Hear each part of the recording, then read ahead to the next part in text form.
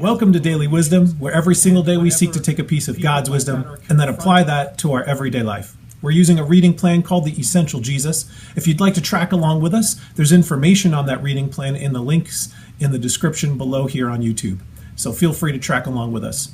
We're reading right now about the beginning of Jesus' ministry, and it brings us to Luke chapter 4. And I'm only going to read a couple of verses of our reading this morning because I think it makes an interesting point for us to consider. Let's take a look at Luke chapter 4, beginning with verse 31.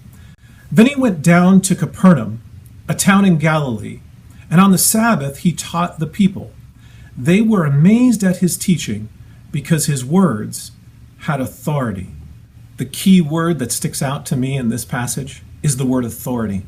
Jesus spoke with great authority. To these people in Capernaum, when they heard him teach, the words that were coming out of his mouth, the teachings, had this authoritative character to them, and to the point where they were amazed as they listened to him.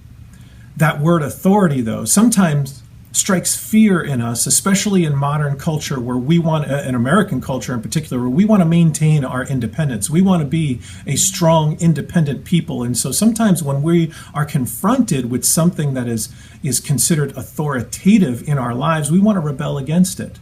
And that's exactly what ended up happening as these people further listened to Jesus and he was revealed to be the Messiah. They rejected him to the point of his very own crucifixion.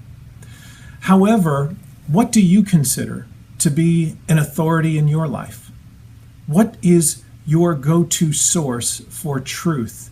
What is it that speaks to you in a way that amazes you to the point where you believe it and it changes your behaviors?